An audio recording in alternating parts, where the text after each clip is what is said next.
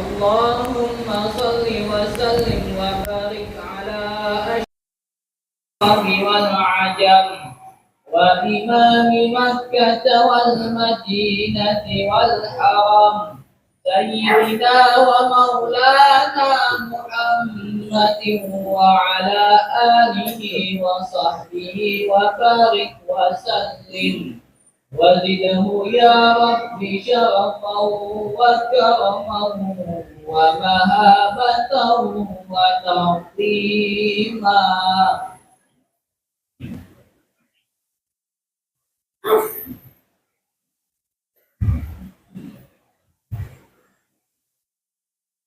السلام عليكم ورحمة الله وبركاته.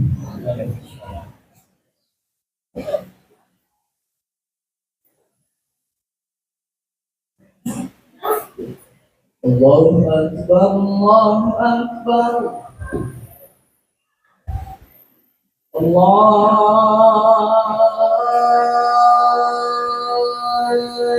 أكبر الله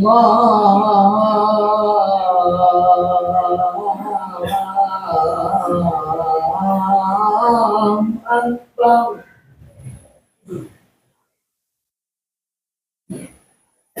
أشهد أن لا إله إلا الله.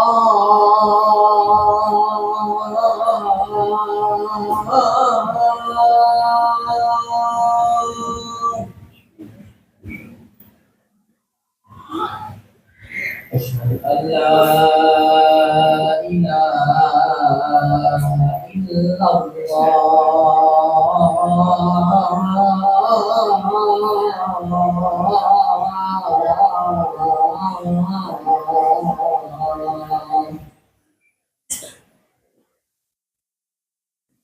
أشهد أن محمدا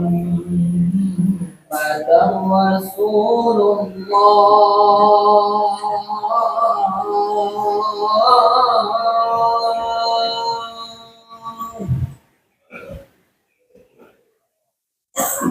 أشهد أن محمدا رسول الله.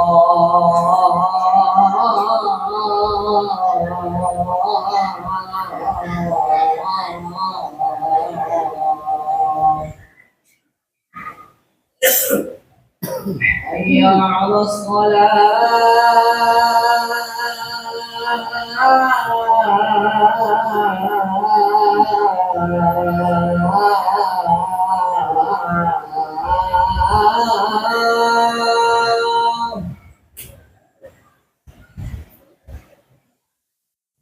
حي على الصلاة.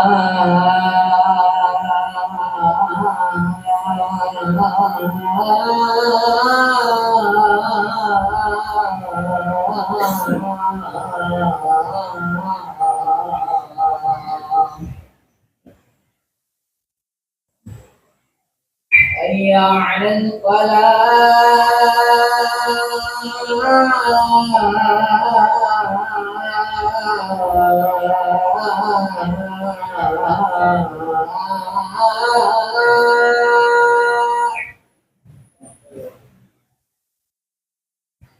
حي على الفلاح.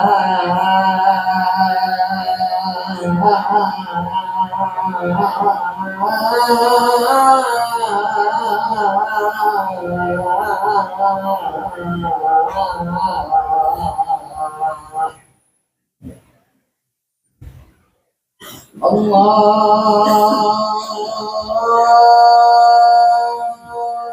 أكبر الله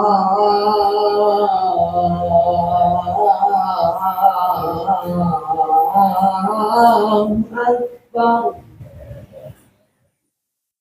لا إله إلا الله.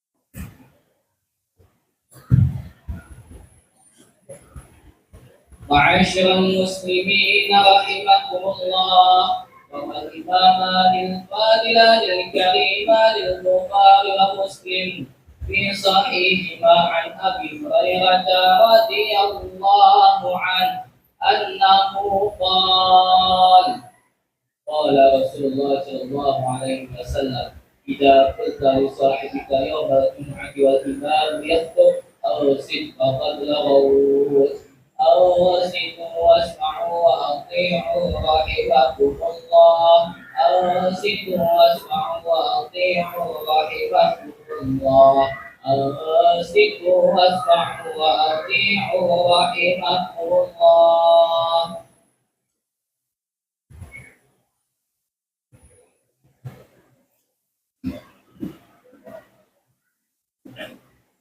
الحمد لله الحمد لله الذي هدانا سبل السلام وأفهمنا بشريعة النبي الكريم. أشهد أن لا إله إلا الله وحده لا شريك له ذو الجلال والإكرام، وأشهد أن سيدنا ونبينا محمدا عبده ورسوله. اللهم صل وسلم وبارك على سيدنا محمد وعلى آله وأصحابه والتابعين بإحسان إلى يوم الدين. أما بعد، فيا أيها المسلمون، أوصيكم ونفسي بتقوى الله وطاعته لعلكم تفلحون. قال الله تعالى في القرآن العظيم: أعوذ بالله من الشيطان الرجيم، بسم الله الرحمن الرحيم. يا أيها الذين آمنوا اتقوا الله وقولوا قولا سديدا يصلح لكم أعمالكم ويغفر لكم ذنوبكم، وما يطع الله ورسوله فقد فاز فوزا عظيما. وقال تعالى: يا أيها الذين آمنوا اتقوا الله حق تقاته ولا تموتن إلا وأنتم مسلمون. Jamaah rahimakumullah. Pada momentum kali ini dan seterusnya, mari kita senantiasa menguatkan keislaman dan ketakwaan kita kepada Allah dan mempertahankannya sampai akhir hayat kita. Kita harus pegang prinsip yang telah difirmankan oleh Allah Subhanahu wa taala dalam surat Al-Imran ayat 102. Sebuah ayat mengingatkan kepada orang-orang beriman untuk senantiasa dan selalu bertakwa dengan sebenar-benarnya takwa, dan mengingatkan untuk tidak mati kecuali dalam keadaan Islam. Ya ayyuhalladzina amanu taqullaha haqqa tuqatih wa la tamutunna illa wa antum muslimun. Ma'asyiral muslimin rahimakumullah. Dalam sebuah riwayat sahih yang ada dalam kitab Sahih Muslim terdapat kisah penting yang terjadi pada sholat Isya berjamaah di masa Rasulullah SAW. Kisah ini bukan hanya sekedar cerita dan sejarah, melainkan pelajaran besar tentang prinsip kemudahan di dalam Islam, di dalam beribadah. Diceritakan pada suatu malam ketika sholat Isya dan dipimpin oleh sahabat mulia Mu'adz bin Jabal radhiyallahu anhu.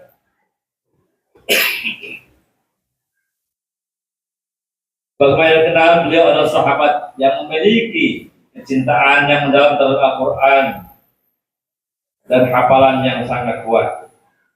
Namun dalam peristiwa ini, kecintaan tersebut justru menjadi ujian buat beliau tentang bagaimana ibadah yang harusnya diselaraskan dengan kondisi umat yang beragam. Ma'asyiral muslimin rahimakumullah. Di antara jamaah sholat Isya malam itu terdapat seorang Arab Badui yang bekerja sebagai pengembala untuk milik orang kaya. Hidupnya sangat sederhana, namun penuh tanggung jawab. Sebab sedikit saja kelalaian bisa membuatnya dia kehilangan pekerjaannya. Ketika sholat dimulai, sahabat Mu'adz bin Jabal membaca surat Al-Baqarah yang sangat panjang. Bagi sebagian orang, mungkin bagian panjang adalah sebuah keutamaan. Tetapi bagi si Arab Badui, justru lamanya sholat menimbulkan kegelisahan dan kekhawatiran. Dia khawatir unta-untanya terbengkalai dan amanah yang dipikulnya tidak tertunaikan dengan baik. Kegelisahan itu semakin kuat hingga akhirnya si Arab Badui ini memutuskan untuk mufaroqah, berpisah dari jamaah. Ia menyempurnakan sholatnya sendiri dengan membaca surat yang lebih pendek. Kemudian segera pergi menunaikan tanggung jawabnya. Dia tidak meninggalkan sholat, tidak pula meremehkan atau meringankan ibadah.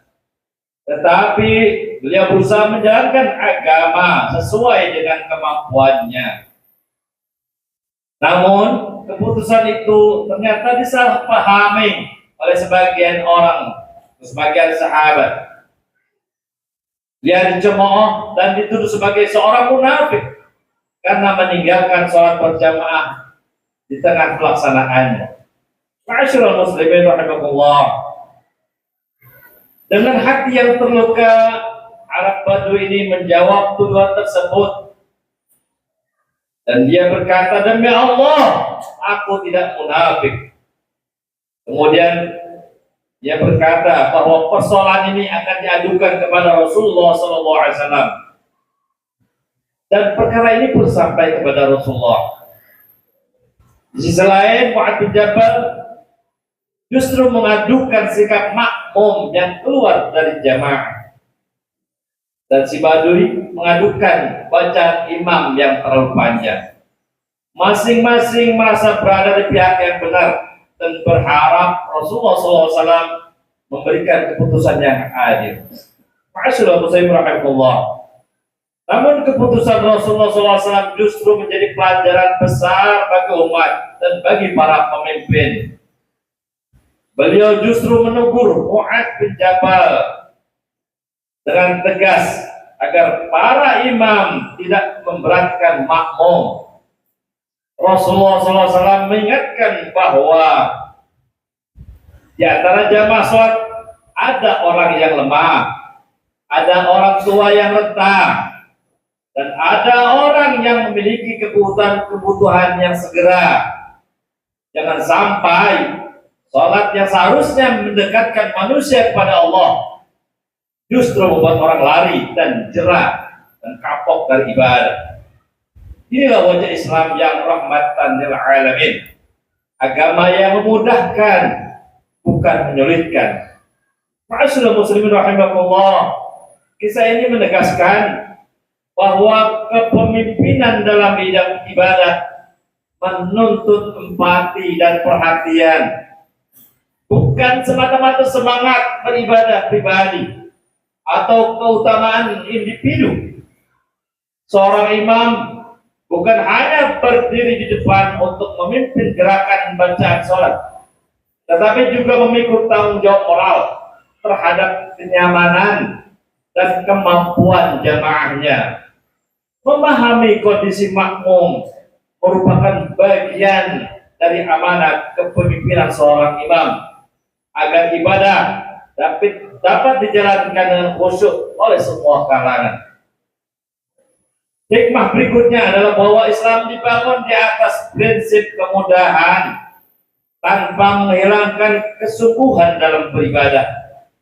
Syariat tidak pernah dimaksudkan untuk memberatkan manusia, melainkan syariat membimbing mereka sesuai dengan kemampuan dan situasi masing-masing.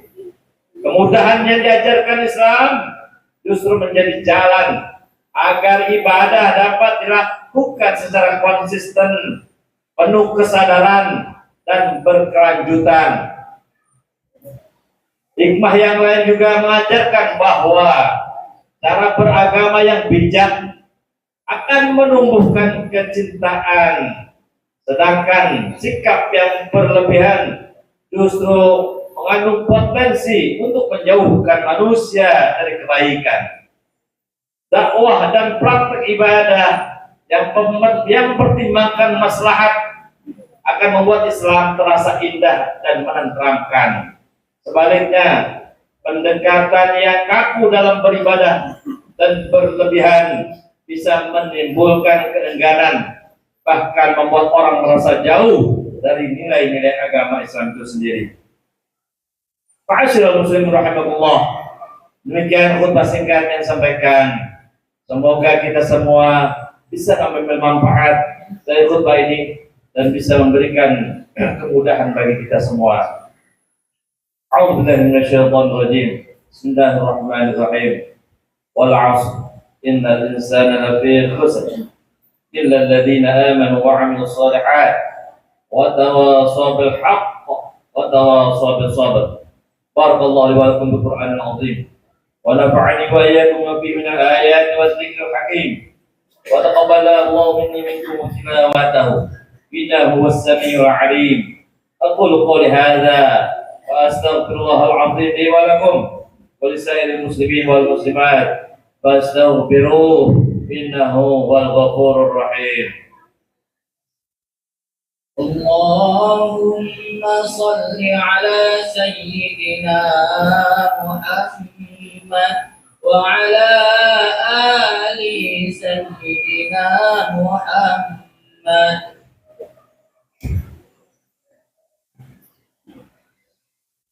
الحمد لله حمدا كثيرا كما أمر. أشهد أن لا إله إلا الله وحده لا شريك له إرغاما لمن جحد به وكفر. وأشهد أن سيدنا محمدا عبده ورسوله سيد الخلائق والبشر سيد الخلائق والبشر. اللهم صل وسلم على سيدنا محمد وعلى آله وأصحابه وصحبه الغرام. عباد الله، أوصيكم وإياي نفسي بتقوى الله لعلكم تفلحون. اتقوا الله من سماع اللغو وفضول الخبر وانتهوا عما نهاكم وزجر. واعلموا أن الله تعالى أمركم بأمر بدا فيه بنفسه وثنى بملائكته المسبحة القدس وقال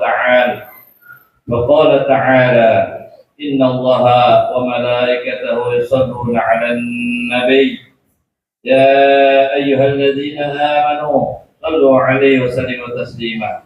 اللهم صل على سيدنا محمد وعلى آل سيدنا محمد كما صليت على سيدنا إبراهيم وعلى آل سيدنا إبراهيم وبارك على سيدنا محمد وعلى آل سيدنا محمد كما باركت على سيدنا إبراهيم وعلى آل سيدنا إبراهيم في العالمين إنك حميد مجيد.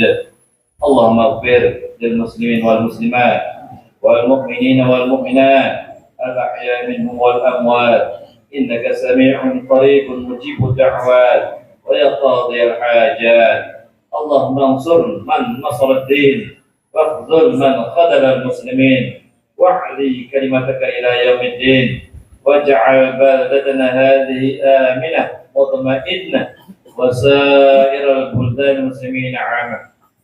اللهم ارفع عنا الغلاء والبلاء والوباء والفحشاء والمنكر والمحن والفتن والزنا والربا من بلدنا هذا خاصة ومن بلدان المسلمين عامة إنك على كل شيء قدير.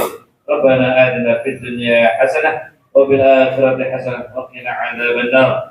عباد الله، إن الله يأمر بالعدل والإحسان وإيتاء ذي القربى وينهى عن الفحشاء والمنكر والبغي يعظكم لعلكم تذكرون. واذكروا الله العظيم يذكركم واشكروه على نعمه يزدكم واسألوه من فضله يعطيكم ولذكر الله أكبر والله يعلم ما تصنعون.